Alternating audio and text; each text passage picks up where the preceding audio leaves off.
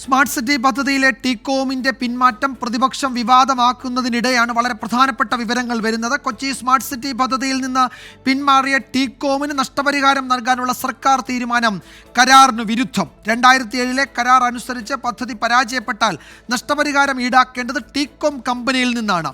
ഇവിടെ പക്ഷേ ടീകോമിന് അങ്ങോട്ട് നഷ്ടപരിഹാരം കൊടുക്കാൻ ഒരു സമിതിയെ നിയോഗിക്കുമെന്നാണ് ഇന്ന് വ്യവസായ മന്ത്രി പി രാജീവ് അറിയിച്ചത്. ആർ ശ്രീജിത്ത് വിവരങ്ങൾ നൽകും തിരുവനന്തപുരത്ത് നിന്ന്. ശ്രീജിത്ത്, ഇതിൽ എങ്ങനെയാണ് ടീകോമിന് നഷ്ടപരിഹാരത്തിന് അർഹത എന്ന ചോദ്യം ഈ പിന്മാറ്റ വാർത്ത പുറത്തു വന്നതിന് പിന്നാലെ പലരും ഉന്നയിച്ചതാണ്. അത് ബലപ്പെടുത്തുന്നതാണ് ഈ 2007 മന്ത്രിസഭാ യോഗം അംഗീകരിച്ച കരാർ വ്യവസ്ഥയുടെ വിവരങ്ങൾ പുറത്തു വരുമ്പോൾ അത് ഏറെക്കുറെ അതൊരു അട്ടിമറി ഇപ്പോൾ നടക്കുന്നുണ്ട് എന്ന് ബോധ്യപ്പെടുകയും ചെയ്യുന്നത്. അന്ന് കരാറിൽ എന്തൊക്കെയാണ് പറഞ്ഞിരിക്കുന്നത്? ഏത് സാഹചര്യത്തിലാണ് ടീകോമിന് ഇപ്പോൾ അങ്ങോട്ട് നഷ്ടപരിഹാരം നൽകി അവരെ ഒഴിവാക്കുന്നത്? വിജയകുമാർ, VS സർക്കാരിന്റെ 1ാം വാർഷിക ദിനത്തിലാണ് ടീകോമുമായി കൊച്ചിയിലെ സ്മാർട്ട് സിറ്റി പദ്ധതിക്ക് വേണ്ടി കരാർ ഒപ്പുവെച്ചത്. ഈ കരാറിൽ പദ്ധതിയുടെ കാര്യത്തിലും തൊഴിൽ വാഗ്ദാനത്തിന്റെ കാര്യത്തിലും ടീകോം വീഴ്ച വരുത്തിയാൽ നഷ്ടപരിഹാരം അവരിൽ നിന്ന് ഈടാക്കാനുള്ള കൃത്യമായ വ്യവസ്ഥ ഉണ്ടായിരുന്നു. ഈ വ്യവസ്ഥ നിലനിൽക്കെയാണ് ഇന്നലെ മന്ത്രിസഭാ യോഗം തീരുമാനിച്ചിരിക്കുന്നത്. സ്മാർട്ട് സിറ്റി പദ്ധതി ഉപേക്ഷിക്കുമ്പോൾ ടീകോമിന് ഇതുവരെ അവർ മുടക്കിയ മുതൽ അതിന്റെ നഷ്ടപരിഹാരം തിരിച്ചു നൽകാമെന്ന് തീരുമാനമെടുത്തത്. ആ നഷ്ടപരിഹാരവും പിന്മാറ്റ നയവും തീരുമാനിക്കാനായി ഒരു കമ്മിറ്റിയെ നിയോഗിക്കുകയും ചെയ്തിട്ടുണ്ട്. ആ കമ്മിറ്റിയിൽ ടീകോമിന്റെ അന്നത്തെ CEO ആയിരുന്ന ബാജു ജോർജിനെ ഉൾപ്പെടുത്തുകയും ചെയ്തിട്ടുണ്ട്. അതാണ് ഇപ്പോൾ വിവാദമായിരിക്കുന്നത്. അതായത് നഷ്ടപരിഹാരം കരാറിൽ വീഴ്ച വരുത്തിയാൽ സർക്കാരിന് ഇങ്ങോട്ട് നഷ്ടപരിഹാരം നൽകണമെന്ന വ്യവസ്ഥ നിലനിൽക്കുമ്പോഴാണ് അങ്ങോട്ട് ടീകോമിന് നഷ്ടപരിഹാരം നൽകാമെന്നുള്ള തീരുമാനം മന്ത്രിസഭ കൈക്കൊണ്ടിരിക്കുന്നതും അതിനായി ഒരു കമ്മിറ്റിയെ നിയോഗിക്കുകയും ചെയ്തിരിക്കുന്നത്. ഈ മന്ത്രിസഭാ തീരുമാനം തന്നെ 2007 സ്മാർട്ട് സിറ്റി കരാറിന് ഘടകവിരുദ്ധമാണ്, അതിന്റെ നഗ്നമായ ലംഘനമാണ് എന്ന കാര്യമാണ് ഇപ്പോൾ വ്യക്തമാകുന്നത്.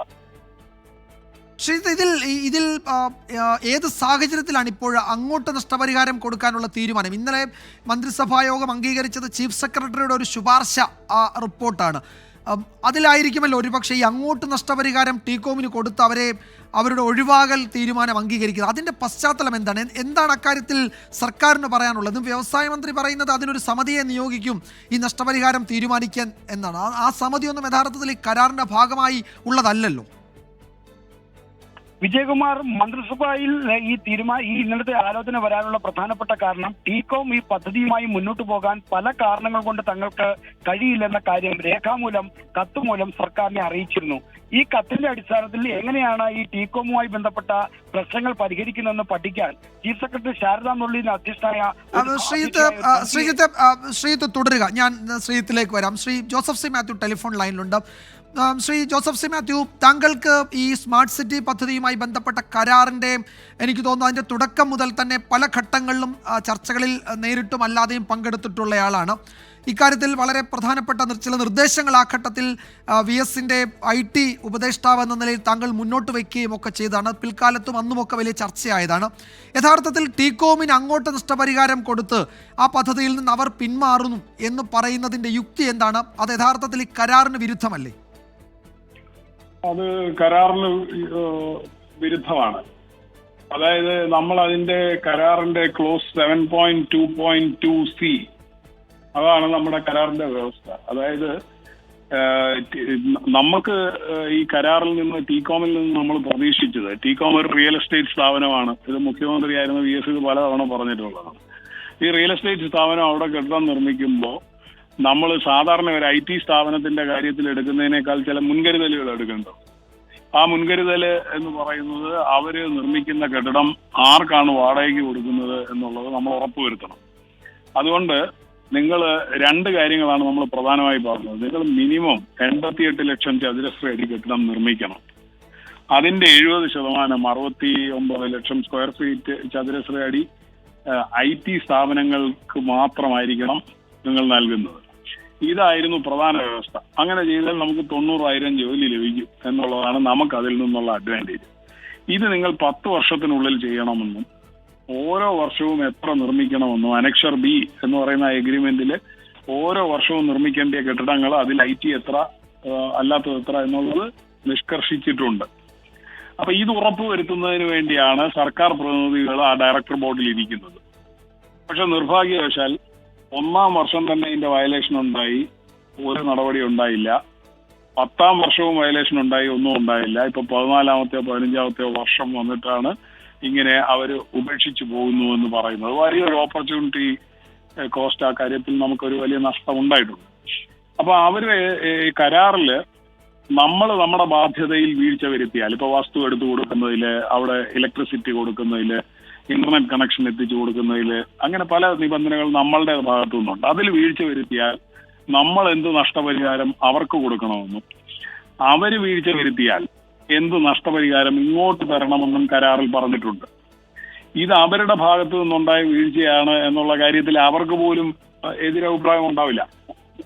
അപ്പോൾ അവരുടെ ഡിഫോൾട്ടിന്റെ കണ്ടീഷനില് നമ്മൾ എന്തൊക്കെയാണ് ചെയ്യേണ്ടതെന്ന് ഈ ക്ലോസ് 7.2.2 ആണ് പറയുന്നത്. അതിൽ 3 വ്യവസ്ഥകളുണ്ട്.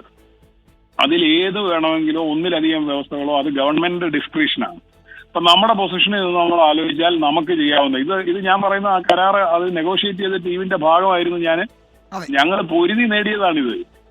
അപ്പൊ അങ്ങനെ നിങ്ങൾ വീഴ്ച വരുത്തിയാൽ ഞങ്ങൾക്കുണ്ടായ നഷ്ടം, ഞങ്ങൾ മുടക്കിയ ഇൻവെസ്റ്റ്മെന്റ്, അതിന് ഇങ്ങോട്ട് പൈസ തരണം എന്നാണ് നമ്മൾ അവിടെ എഴുതിയിരിക്കുന്നത്. ആ പൈസ തരുന്നത് നമ്മൾ രണ്ടുപേരും കൂടെ തീരുമാനിക്കുന്ന ഒരു ചാർട്ടേഡ് അക്കൗണ്ടന്റ് ഫേം അത് എത്ര രൂപ ഇങ്ങോട്ട് തരണമെന്നുള്ളത് തീരുമാനിക്കും. ഇതാണ് കരാറിലെ വ്യവസ്ഥ. പകരം മന്ത്രിസഭാ യോഗം പറയുന്നത് അങ്ങോട്ട് കൊടുക്കാനുള്ള നഷ്ടപരിഹാരം തീരുമാനിക്കും എന്നാണ്. തത്വത്തിൽ നമ്മൾ തന്നെയുമല്ല ശ്രീ ജോസഫ് സി മാത്യു, ഇപ്പോൾ ഇന്ന് രമേശ് ചെന്നിത്തല രാവിലെ മാധ്യമപ്രവർത്തകരോട് പറഞ്ഞത്, അന്ന് ഈ ചർച്ചകളുടെ ഭാഗമായിരുന്ന ശ്രീ ബാജു ജോർജ്, അന്ന് നമ്മൾ ഏറ്റവും കേട്ട ഒരു പേരാണ് ബാജു ജോർജ്. അപ്പോൾ ബാജു ജോർജ് ഈ നഷ്ടപരിഹാരം ടീകോമിന് നൽകേണ്ട സമിതിയിൽ, അല്ലെങ്കിൽ അതിനെപ്പറ്റി അത് എത്രയെന്ന് തീരുമാനിക്കേണ്ട സമിതിയിൽ അംഗമാണ് എന്ന് പറയുന്നു. അപ്പോൾ ഈ ചർച്ചയുടെ ഭാഗമായി ടീകോമിൻ്റെ ഭാഗമായി നിന്ന ബാജു ജോർജ് ടീകോമിന് നഷ്ടപരിഹാരം കൊടുക്കേണ്ട സർക്കാർ സമിതി എന്ന് പറയുന്ന ആ സംവിധാനത്തിൽ അംഗമാണെന്ന് പറയുന്നുണ്ട്. അതിൻ്റെ വസ്തുത നമുക്കറിയില്ല. രമേശ് ചെന്നിത്തല ഒരു ആരോപണമായി ഉന്നയിച്ചതാണ്. അല്ല, ആരോപണമല്ല, അത് മന്ത്രിസഭാ യോഗ തീരുമാനത്തിൽ ഉണ്ടെന്നാണ് എനിക്ക് തോന്നുന്നത്. ഏതായാലും അതിൽ അദ്ദേഹത്തിന്റെ പേരും അതിലുണ്ട്. അത് ഒരു ശരിയായ കീഴ്വഴക്കമാണെന്ന് ഞാനും കരുതുന്നില്ല. ബാജു ഒരു സുഹൃത്തൊക്കെയാണ്. അദ്ദേഹത്തോടും എനിക്ക് അഭ്യർത്ഥിക്കാനുള്ളത് അതിൽ നിന്ന് അദ്ദേഹം പിന്മാറണമെന്നുള്ളതാണ്. പക്ഷെ എന്ത് തന്നെയായാലും കരാറിലെ വ്യവസ്ഥ ബ്ലാക്ക് ആൻഡ് വൈറ്റിൽ എഴുതി വെച്ചിരിക്കുകയാണ്. ബാജുവും ആ ചർച്ചയുടെ ഭാഗമായിരുന്നു. മറുഭാഗത്ത് ടീകോമിന്റെ പ്രതിനിധിയായി ബാജു ജോർജും ഉണ്ടായിരുന്നു. അപ്പൊ അതുകൊണ്ട് നമ്മൾ എന്താണ് ചർച്ച ചെയ്തതെന്നും എങ്ങനെയാണ് നമ്മൾ ഈ ചർച്ചയിലൂടെ നേടിയെടുത്തതെന്നും എല്ലാം അദ്ദേഹത്തിന് നന്നായിട്ട് അറിയാം. അദ്ദേഹം ഇപ്പോൾ ഗവൺമെന്റിന്റെ ഭാഗമായിട്ട് പ്രവർത്തിച്ചുകൊണ്ടിരിക്കുകയാണ്. അപ്പൊ അതുകൊണ്ട് അതിലൊരു ഹിപ്പോക്രസി ഉണ്ടാവുമെന്ന് ഞാൻ വിചാരിക്കുന്നില്ല. എന്ത് തന്നെയായാലും അദ്ദേഹം അത് തീരുമാനിക്കട്ടെ. പക്ഷെ ബ്ലാക്ക് ആൻഡ് വൈറ്റിൽ എഴുതി വെച്ചിരിക്കുകയാണ് ഈ വ്യവസ്ഥ. അവര് വീഴ്ച വരുത്തിയാൽ അവർക്ക് പാരിതോഷികം കൊടുക്കുക എന്ന് പറയുന്നത് എന്തൊരു ന്യായമാണെന്ന് എനിക്കറിയില്ല.